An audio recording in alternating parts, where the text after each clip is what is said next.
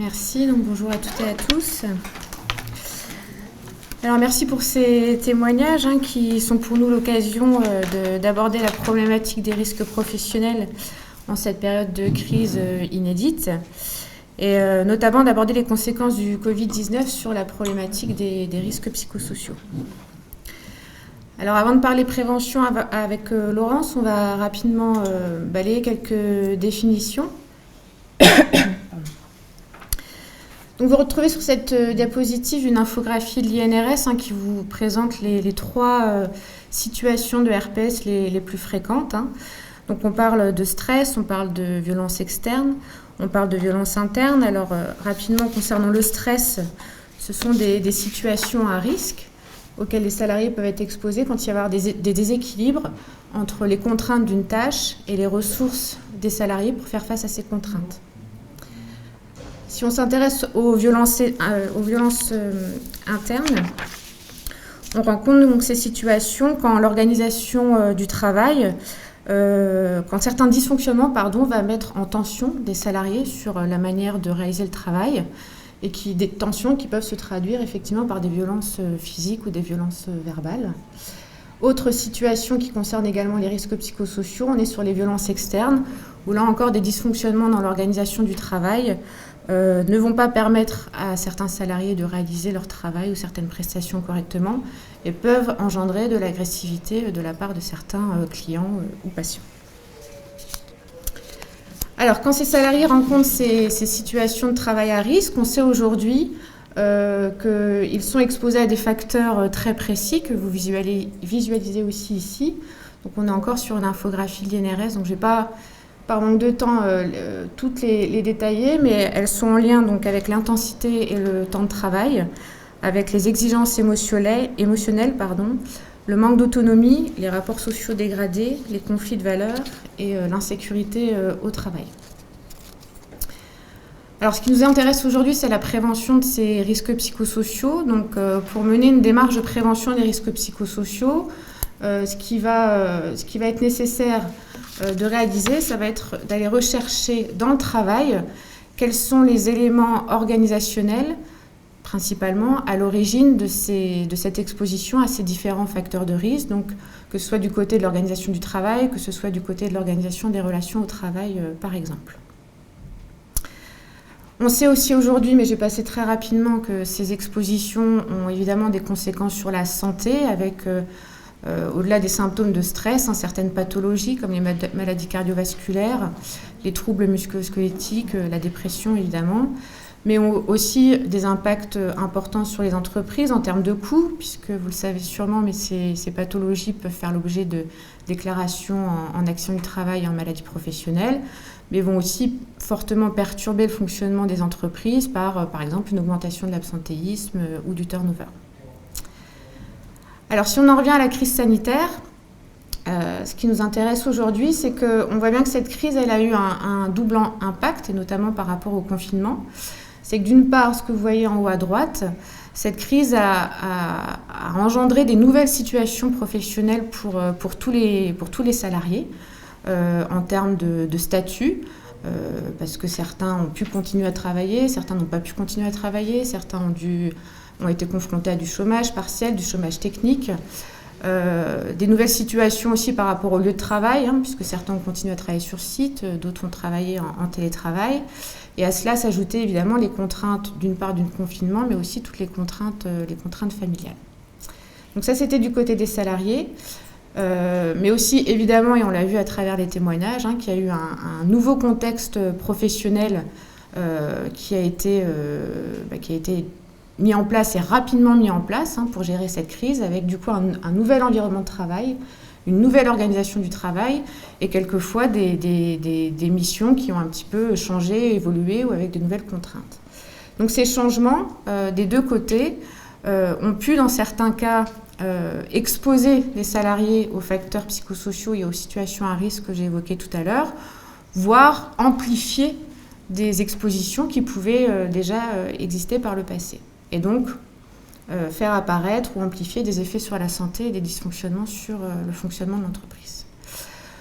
Donc vous retrouvez ici quelques exemples de changements dans l'organisation et dans l'environnement de travail. On l'a évoqué, le télétravail, le fait de réorganiser les espaces de travail pour respecter les mesures barrières, le fait de réorganiser les temps de travail, le fait de réorganiser les équipes, etc. Je vais pas développer. Pour revenir aux EHPAD, là encore j'ai repris quelques éléments issus de vos témoignages, mais on voit bien que c'est l'ensemble de l'environnement de travail et l'ensemble de l'organisation de travail qui a changé pour faire face à cette situation, pour faire face à la nécessité de confiner les résidents en chambre. On voit qu'il a fallu gérer les décès, il a fallu renforcer le nettoyage, il a fallu modifier les circulations dans les différents espaces, réaffecter le personnel, etc. Et vous l'avez bien exprimé, ces différents changements ont évidemment fortement augmenté la charge de travail de tous les salariés, de toutes les catégories de personnel, ont augmenté la charge émotionnelle et on l'a vu aussi, ont pu dans certains cas augmenter la violence externe, notamment liée à l'agressivité de certaines familles ou de certains résidents. Pour ne pas parler que du négatif, notons aussi que ces changements ont renforcé l'entraide, ont renforcé le soutien, globalement ont renforcé le collectif et ont aussi du coup permis de se recentrer sur les valeurs des métiers. Et dans la question des risques psychosociaux, cette question de balance entre effets positifs et effets négatifs est extrêmement importante et c'est cette balance qui a relativement équilibré peut-être, qui a peut-être effectivement permis de faire face à ces différentes situations. Voilà, donc pour parler prévention, je passe la parole à ma collègue. Il faut qu'on gère les masques. Alors, je vais vous présenter rapidement les étapes de la démarche de prévention. Donc, organiser la prévention à la reprise ou à la continuité, dans votre cas, de l'activité, bien sûr. Alors là aussi, voici une infographie de l'INRS qui a identifié donc 9 points clés pour agir. C'est donc basé principalement sur des retours d'expérience. Donc ces infographies, vous pouvez toutes les télécharger sur le site de l'INRS. Voilà, donc le premier point, c'est de prévoir un temps d'accueil pour chaque salarié. Donc ça, c'est extrêmement important, notamment dans le cas de remplacement auquel vous avez dû faire face, avec embauche de CDD, par exemple. Anticiper les conséquences de la mise en place des gestes barrières et de la distanciation sociale. Là aussi, ça a été évoqué lors d'une question dans la salle avant. Ça impose certaines modifications dans la façon de travailler, notamment le fait de faire 2 services à midi. Voilà.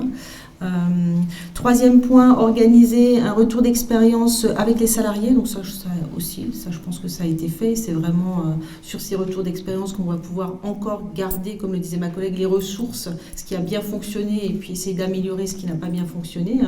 Communiquer de façon transparente sur l'impact de la crise sanitaire pour l'entreprise. Donc là, on pense plutôt aux entreprises qui ont eu des soucis économiques. Mais dans votre cas, par exemple, je rebondis sur ce qui a été évoqué lors d'une prise de parole, avec le fait que certaines personnes ne souhaitaient plus rentrer dans un EHPAD et les impacts que ça a pu avoir sur la maintenance, sur les pannes qui n'ont pas pu être réparées tout de suite. Ça, il faut le communiquer, il faut l'expliquer aux agents pour qu'ils comprennent.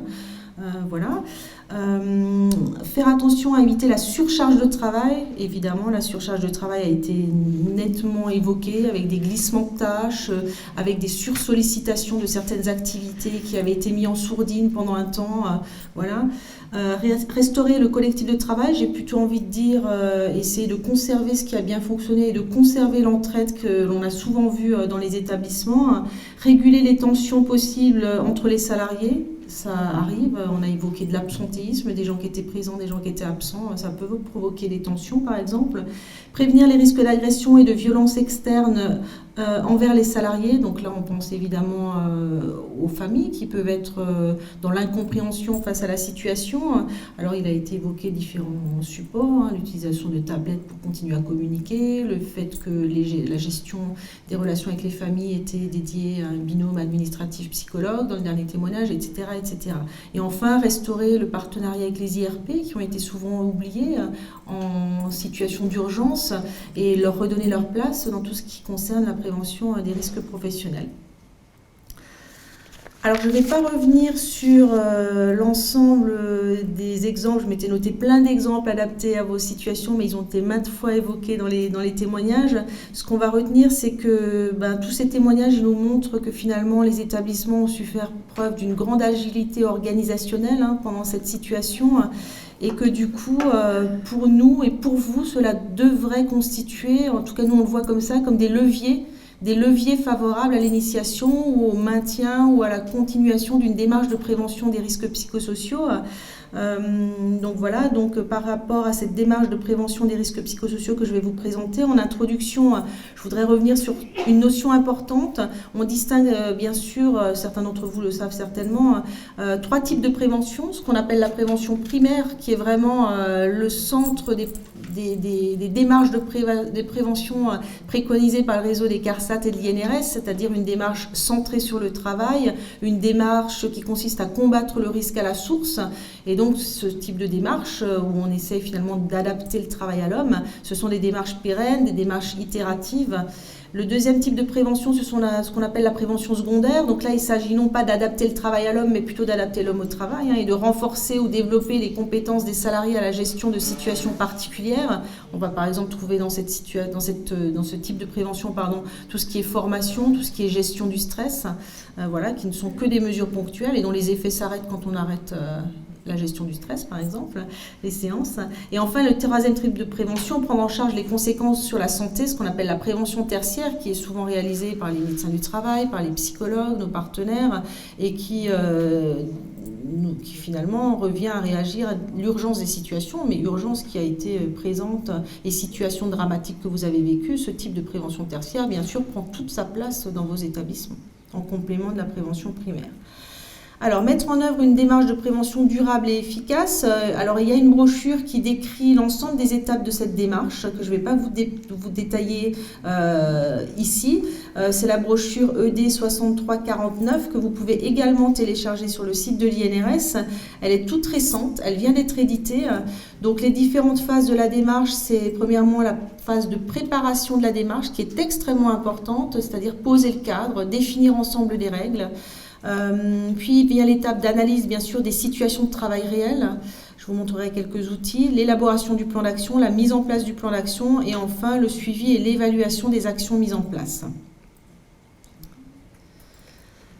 Alors par rapport à cette démarche de prévention, il existe un certain nombre de conditions de réussite. Vous savez, les risques psychosociaux, c'est le seul risque professionnel dont la démarche de prévention peut participer au risque lui-même. Donc il s'agit vraiment, avant d'entreprendre une démarche, de se mettre d'accord au niveau des porteurs de la démarche qui doivent à minima être constitués de l'encadrement et des IRP, mais bien sûr également, si possible, des salariés, si possible des services de santé du médecin du travail ou de l'infirmière en santé au travail. Et donc ces porteurs de la démarche se mettent d'accord sur des règles de fonctionnement et sur un cadre donné à cette démarche. Et parmi les conditions de réussite, on peut citer notamment le fait que la démarche est exclusivement centrée sur le travail.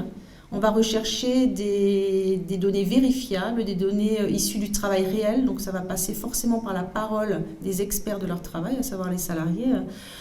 Une démarche participative, on va inclure, bien entendu, je viens de le dire, les salariés, mais également on va y inclure les représentants du personnel, si possible le service de santé au travail, l'encadrement et un engagement de l'employeur à plusieurs choses, notamment à être présent au niveau des étapes clés de la démarche. Je pense par exemple à l'étape de restitution du diagnostic, à l'étape qui fait le lien avec la mise en place du plan d'action, parce que lui seul a les marges de manœuvre pour mettre en place ce plan d'action.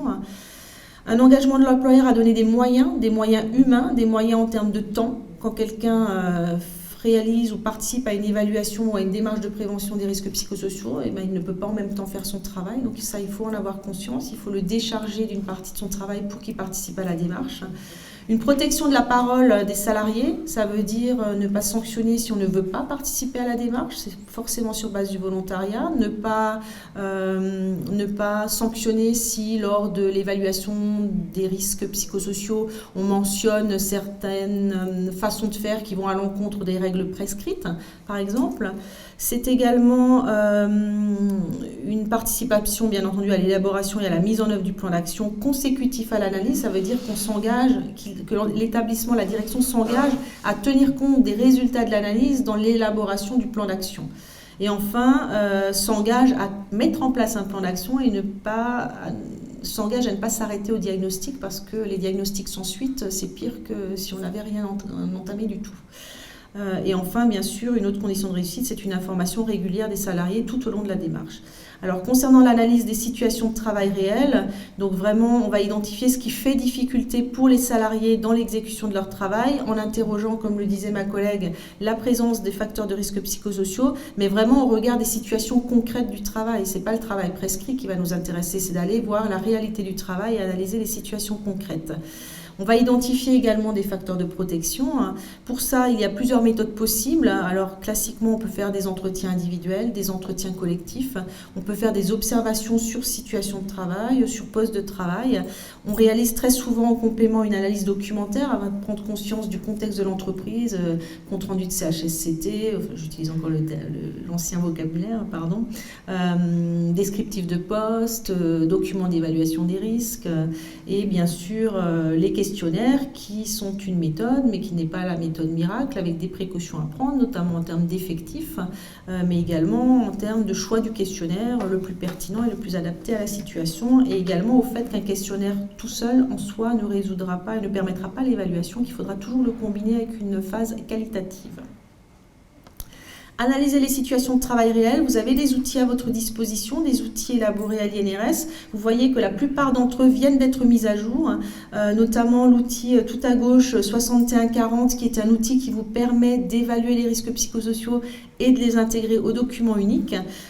C'est un outil qui est élaboré pour les grandes entreprises, au-delà de 100-150 salariés. C'est un outil qui est basé sur une grille d'entretien qui vous permet de réaliser des entretiens collectifs. Un deuxième outil, Faire le point au centre, qui a exactement le même objectif, à savoir évaluer les RPS et les intégrer au document unique, mais qui est destiné aux petites entreprises et qui, contrairement au précédent, est un outil informatique qui vous calcule des scores d'exposition, mais auxquels, je le répète, il faut y ajouter des éléments qualitatifs. Un outil tout à droite, 6125, donc tous ces outils, vous pouvez les télécharger sur le site.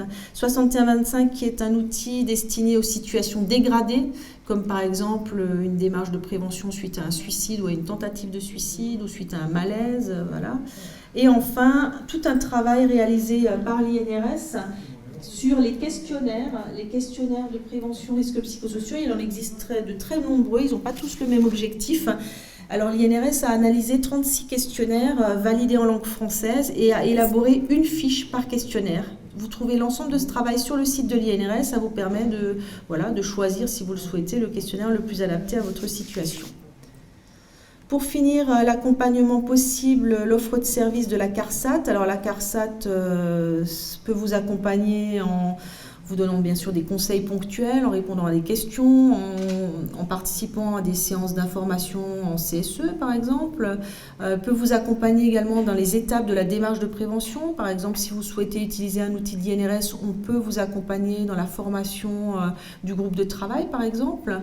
On réalise des formations, bien sûr, il y a des formations à notre catalogue, vous le retrouverez sur les deux sites internet, CARSAT Alsace-Moselle, CARSAT Nord-Est, mais on réalise également des formations, ce qu'on appelle des formations intra, sur demande, sur mesure, des aides financières qui sont disponibles sous certaines conditions, et enfin on anime dans chaque CARSAT un réseau de consultants formés à la prévention primaire des risques psychosociaux et qui se sont engagés, ont signé une charte méthodologique, donc se sont engagés à déployer les méthodes de prévention du réseau INRS CARSAT. Et ces consultants, donc par exemple pour la CARSAT Alsace-Moselle, vous avez sur notre site internet une liste de consultants qui ont signé cet engagement et vous pouvez faire appel à eux pour vos démarches de prévention primaire des risques psychosociaux. Voilà. Je donne la parole à Laure pour conclure. Alors juste un petit mot sur la formation en fait fait spécifique au secteur sanitaire et social. Bon, c'est une formation globale, donc qui s'appelle le dispositif SMS HAPA. Donc à cette formation, 3 niveaux. Donc tout d'abord le dirigeant, donc une formation d'1 journée. Donc on sait que la prévention en fait dans un établissement passe d'abord par le dirigeant. C'est lui qui doit initier et développer la démarche de prévention. Et son rôle, c'est de manager la santé et la sécurité dans son établissement. Donc à la suite de cette journée, en fait, le dirigeant s'engage dans une démarche de prévention et il nomme un animateur de prévention. Donc il y a une formation prévue pour cet animateur de prévention qui est de 6 jours, 4 jours, un travail d'insertion et 2 jours. Et son rôle sera d'élaborer, d'organiser et d'animer la démarche de prévention. Il pourra également analyser des situations à risque et proposer des améliorations. Et la prévention des risques, c'est un projet d'entreprise et les acteurs principaux, c'est bien sûr les salariés. Et au niveau des salariés, nous avons la formation PRAP2S, donc la prévention des risques liés à l'activité physique. Alors le 2S, c'est pour sanitaire et social. Et donc ainsi, en fait, les salariés peuvent participer à la maîtrise des risques et à l'amélioration des conditions de travail. Donc en fait, en conclusion, ce qu'on peut dire, c'est que la prévention des risques professionnels, ça demande l'implication de tous les salariés. Voilà, donc on a remis en fait donc les sites internet où vous pouvez télécharger la documentation. Donc tout d'abord le site INRS et puis nos 2 sites CARSAT. Et voici nos coordonnées. Donc voilà, si vous avez besoin, n'hésitez pas à nous écrire. Voilà,